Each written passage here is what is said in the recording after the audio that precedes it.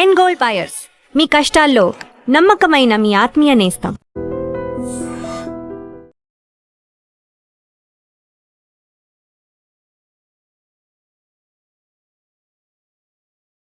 నమస్తే, welcome to I dream. నేను వలి.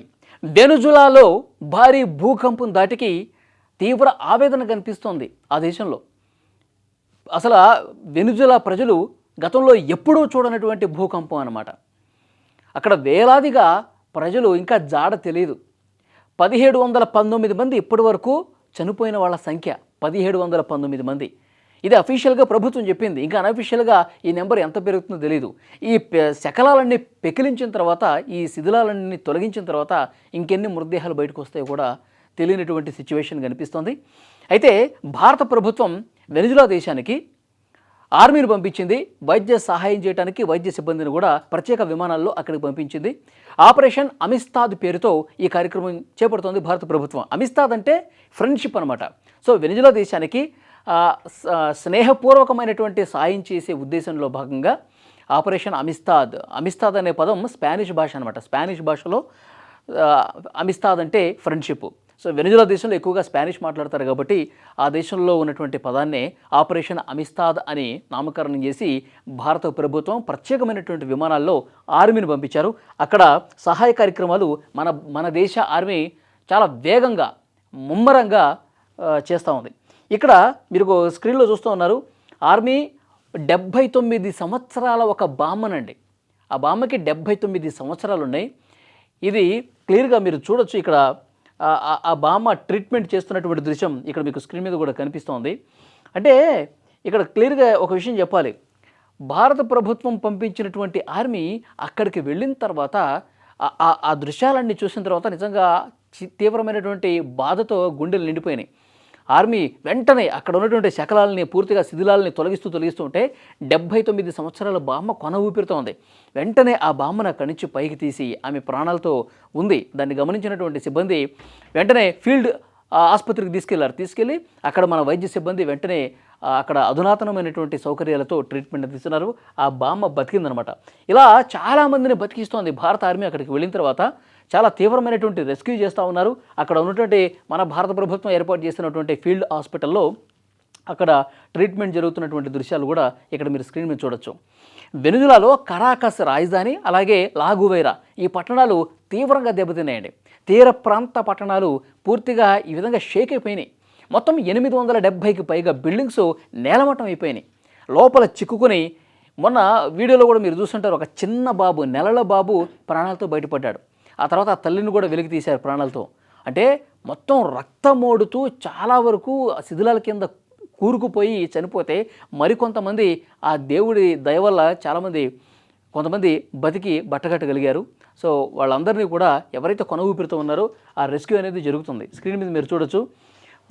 మన దేశానికి సంబంధించినటువంటి ఆర్మీ ఏ విధంగా శాయశక్తుల కృషి చేస్తుంది. ఇక్కడ చూడండి, ఒక లేడీని లోపల శిథిలాల లోపల ఉన్నటువంటి లేడీని ఆమె అరుపులు విని వెంటనే అక్కడ ఏవైతే ఈ సిమెంట్ దిమ్మలు ఉన్నాయో వాటిని డ్రిల్ చేసి చాలా అతి కష్టం మీద ఆమెను పైకి తీసుకొస్తున్నటువంటి దృశ్యాలు ఇక్కడ మీరు స్క్రీన్ మీద చూడొచ్చు. 2 చేతులు పట్టుకొని తర్వాత చాలా తీవ్రంగా శ్రమిస్తూ అక్కడ ఉన్నటువంటి సిబ్బంది, భారత ఆర్మీ వీళ్ళందరూ కూడా ఆమెని ప్రాణాలతో బయటకు తీస్తున్నటువంటి దృశ్యం మనం చూస్తున్నాం. వెంటనే ఉటావుట్న వైద్యం అందించడానికి ఫీల్డ్ హాస్పిటల్ కూడా తరలించినటువంటి పరిస్థితి ఉంది. సో ఇట్లా ఇంకా ఈ ప్రమాదం జరిగి, ఈ భూకంపం జరిగి దాదాపు వారం రోజులు అవుతుంది దగ్గర.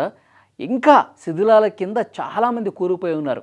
నిజంగా బతికి లోపల శిథిలాల్లో ఉంటే వాళ్ళకి ఆహారం లేక, వాటర్ లేక, అసలు వాళ్ళు ఎటువైపు ఉన్నారో తెలియక వెతుకుతున్నటువంటి సిబ్బంది కూడా చాలా కష్టంగా మారిపోతున్నటువంటి పరిస్థితి. ఎందుకంటే అక్కడికి వెళ్తున్నటువంటి సిబ్బంది వాటిని మొత్తం ఇట్లా బిల్డింగ్ కింద నేలమట్టం అయిపోయేసరికి లోపల ఎటువైపు ఉన్నారో కూడా అర్థం కాదు. అందుకే సౌండ్స్ చేస్తూ ఉన్నారు.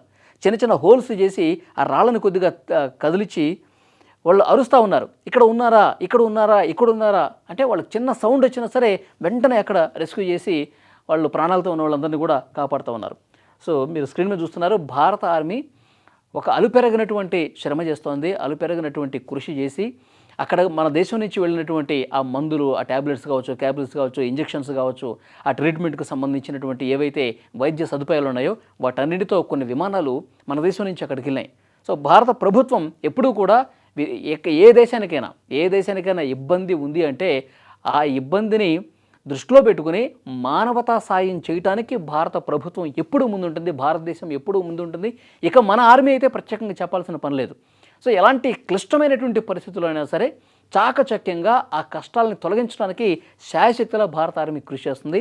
79 ఏళ్ల ఒక బామ్మని ప్రాణాలతో కాపాడి ఆమె ప్రాణాలు నిలపటమే కాదు, ఇంకా అక్కడ ఎవరైనా ఉన్నారా, మీ కుటుంబ సభ్యులు ఎవరైనా కనిపించట్లేదా, మీ ఫ్యామిలీ మెంబర్స్ ఎవరైనా ఉన్నారా, అప్పుడు భూకంపం వచ్చి మొత్తం కూలబడిపోయినప్పుడు నీతో పాటు ఇంకెవరెవరు ఉన్నారు, ఈ ఇన్ఫర్మేషన్ అంతా తీసుకుని వాళ్ళ కోసం గాలింపు చేస్తూ వాళ్ళని ప్రాణాలతో బయటకు తీయడానికి భారత ఆర్మీ నిజంగా శక్తి వంచన లేకుండా కృషి చేస్తుందనడానికి ఇక్కడ కనిపిస్తున్నటువంటి దృశ్యాలే సజీవ సాక్ష్యంగా నిలిచినటువంటి పరిస్థితి.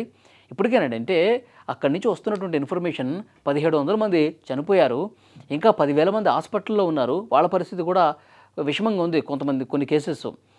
ఇంకా 30,000 మంది అండి, 30,000 మంది అసలు ఎక్కడున్నారో కూడా తెలియదంట. 30,000 మంది జాడ ఇంకా కనిపించట్లేదు. వాళ్ళు నిజంగా బతుకుంటే అక్కడ స్థానికంగా అధికారులకి కనిపించే వాళ్ళు, కుటుంబ సభ్యులకి ఇన్ఫర్మేషన్ ఇచ్చేవాళ్ళు తెలిసేది. కానీ 30,000 మంది మా అమ్మ కనిపించట్లేదు, మా బ్రదర్ కనిపించట్లేదు, మా అబ్బాయి కనిపించట్లేదు, ఇలా వాళ్ళ కుటుంబ సభ్యుల పేర్లు చెబుతూ అక్కడ ఆర్తనాదాలు వినిపిస్తున్నాయి, ఇంకా వినిపిస్తూ ఉన్నాయి. మొత్తం కొన్ని వందల భవనాలు అనేవి కూడా ఈ భూకంపం వల్ల శిథిలావస్థకు చేరుకున్నటువంటి పరిస్థితి, శిథిలమైపోయాయి, నేలమట్టం అయిపోయాయి. దాన్ని పెకిలించడానికి పూర్తిగా వాటన్నిటిని కూడా తీయటానికే ఒక దాదాపు 1-2 నెలల సమయం పట్టే అవకాశం ఉంది. పెద్ద పెద్ద క్రెయిన్స్ తీసుకొస్తూ ఉన్నారు, పనిముట్లు తీసుకొస్తూ ఉన్నారు. ఎందుకంటే అన్ని కాంక్రీట్ బిల్డింగ్స్ కదా, పెద్ద పెద్ద 5 స్టార్ హోటల్స్ బిల్డింగ్స్ అన్నీ కూడా, హైరైజ్ అపార్ట్మెంట్స్ బిల్డింగ్స్ అన్నీ కూడా కూలిపోయినాయి కాబట్టి సో వాటిని పెకిలించడానికి కొంత సమయం పడుతుంది. అందుకే రోజులు గడిచే కొద్దీ ఎవరన్నా ప్రాణాలతో ఉన్నాడు కూడా ప్రాణాలు కోల్పోయే పరిస్థితి. ఆహారం ఉండదు, వాటర్ ఉండదు కదా, లోపల ఎంత చీకటిగా ఉంటుంది, గాలి వెళ్ళదు, వెలుతురు వెళ్ళదు, వాళ్ళకి ఆహారం ఉండదు, బతుకున్నా సరే సరైన రెస్క్యూ జరగక చనిపోతారు. సో అందుకే భారత ఆర్మీ కూడా సో శాయశక్తుల వాళ్ళ చేతనంతటువంటి సాయం, వాళ్ళకి శక్తి వంచన లేకుండా మన ఆర్మీ అక్కడ కృషి చేస్తోంది, ప్రాణాలు నిలబెడుతోంది, ప్రాణాలు కాపాడుతుంది. వైద్య చికిత్సలు కూడా అంతే వేగంగా ఫీల్డ్ హాస్పిటల్లో జరుగుతున్నాయి. నిజంగా మన ఆర్మీకి హ్యాట్స్ ఆఫ్ చెప్పాల్సిందే. ఈ వీడియో మీద తప్పకుండా మీ అభిప్రాయం కామెంట్ చేయండి.